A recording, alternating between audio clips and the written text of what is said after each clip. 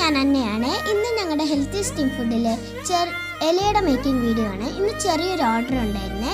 ഇലയുടെ മാത്രമല്ല, കോഴിക്കട്ട, വട്ടയപ്പം, ഇഡ്ഡലി, അങ്ങനെ കുറേ സ്റ്റീം ഫുഡ്സ് അവൈലബിൾ ആണ്. നിങ്ങൾക്ക് ആർക്കെങ്കിലും വേണമെങ്കിൽ കോൺടാക്ട് ചെയ്താൽ മതി കേട്ടോ. Say no to junk food. Bye by.